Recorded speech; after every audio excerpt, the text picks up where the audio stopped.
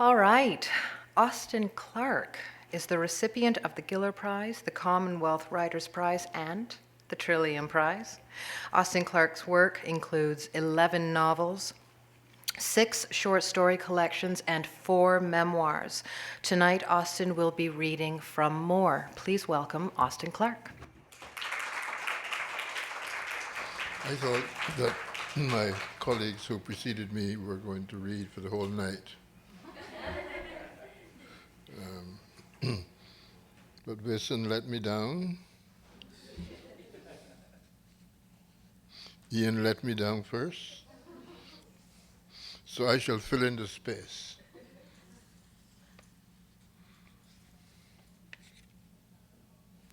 I'm going to read 2 short pieces from the last book I wrote, More.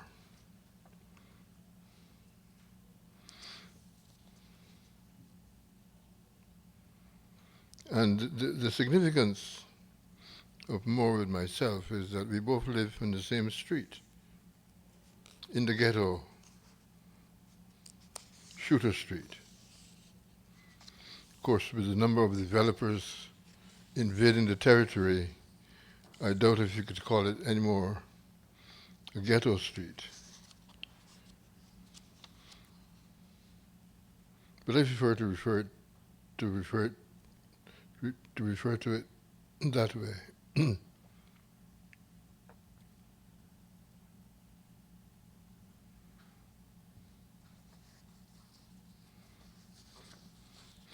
And I'd prepared this thing so carefully, and I knew where each paragraph was going to be, etc.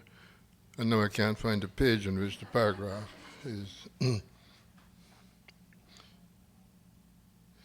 main character is a woman, and she's coming home from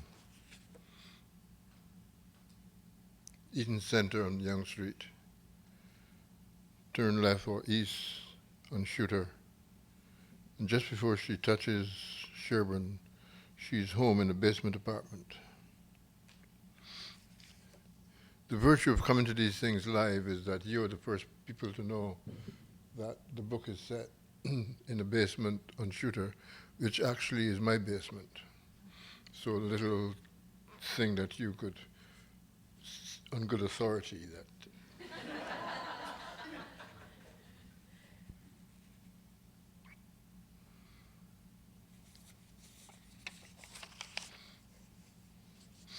the thing about reading, you select the things you want to read when you're in a particular frame of mind, and then you come to a place like this where the martinis are very good, and you get carried away and you don't want to read what you're prepared to read. But I shall stick to what I've done before. The main character, I don't even know if I mention her name in this section, is a Barbadian woman who came up as a domestic servant, has done pretty well personally, but her problem is her son. She feels that her son is going in the wrong direction. And of course he is. So this is her reaction to living in the neighborhood. And I must say that she castigates my neighborhood most vehemently, and I shall, in my next book written about her, castigate her to suit. Because it really is a very lovely place to live, in case you are thinking of selling your mansions and moving into a condominium. I have just got my license to sell real estate.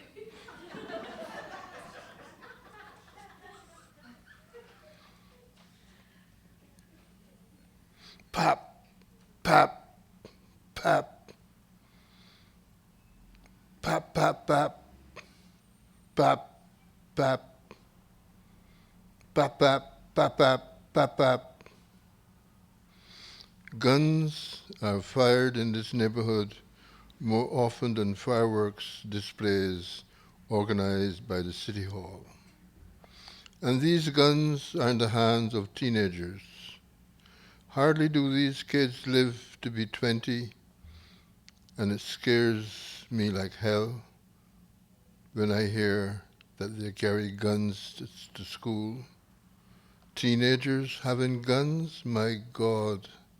Back in the island where I come from, we used to carry school a compass set for geometry, a set square for arithmetic, an ink bottle with ink in it for writing and for penmanship, and a metal ruler with 12 inches on it. We weren't into centimeters then. The heaviest thing in our book bag was a Ferrol bottle filled with lemonade, and I sure as hell didn't use that Ferrol bottle to open somebody's head. And all these guns, children taking guns to school.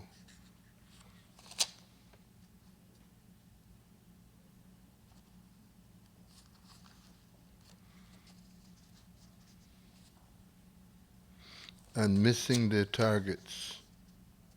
My God, that is the worst thing. You can't even shoot straight and kill the right person, another gangster, instead of killing innocent bystanders. I walk these streets, especially the street I live on, and I quake in my boots as I walk in the darkness. And as the poem says, I stand in my boots and I wonder, I wonder. I stand in my boots and I wonder. I wonder when a stray bullet is going to come in my direction. Yes, Lord, save me. And another thing, you could tell me why a boy carrying a gun in his book bag or backpack, like a gangster or a cowboy in a cowboy movie, firing that gun and missing his intended target.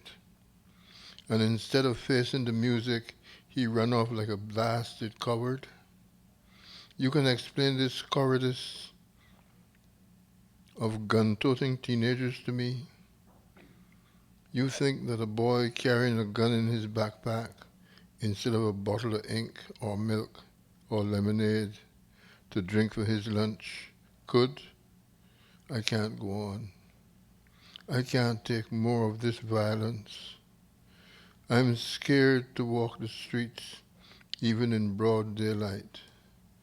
And when night does come, I'm walking in the middle of the sidewalk, away from the bushes and the houses, and my two ears are pricked, listening to every noise, a murmur from a mouse, every footstep from a man, his breathing, if there's a change in the rhythm of his footsteps behind me, even though the street lights are on.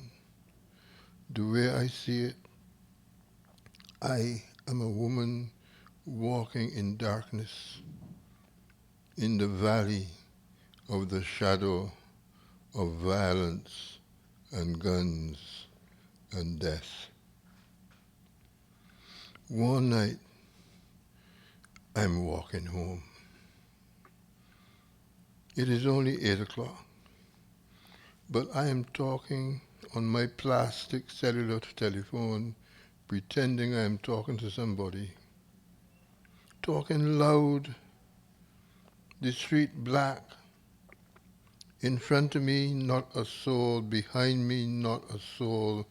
But my heart is in my mouth because I am a woman. And this is Toronto, which my friend Mrs. Proposky insists is the murder capital of Canada. I'm trying to appear brave in case somebody in the darkness watching me, in case a murderer or a rapist or a crook or a man is hiding in the darkness. And to protect myself, I imagine that every man on the street is one of them. And all of a sudden, this thing comes out of the shadows.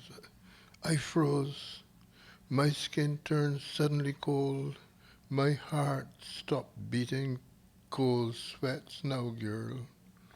I pushed my hand in my handbag to see what I have to save my life. Anything that is heavy in the way of a weapon or sharp, just in case. I am searching, hoping to find something, hoping for something, anything to find for protection.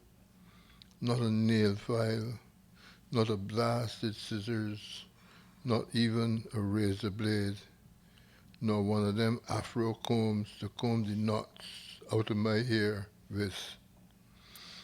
I talking about the times when women wore afros.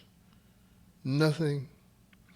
And then this person comes up to me, and just as I could smell his breath, he was so cold. My God, I wet my pants. I'm not ashamed to tell you. And that was it. I surrendered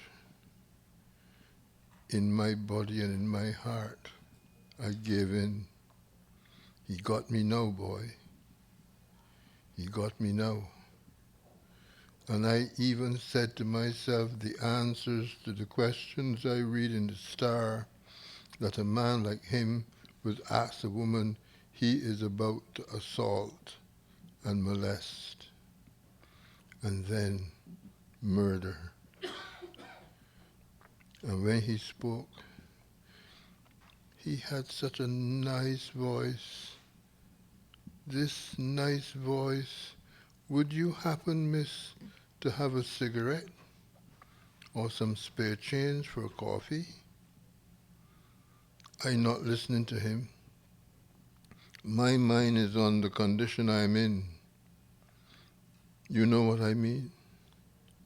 But I opened my handbag, took out my change purse, and gave him every blasted cent to my name that I had. A $5 bill, 2 loonies, and the quarters, and 5 pennies. I will never forget that night. Thank you.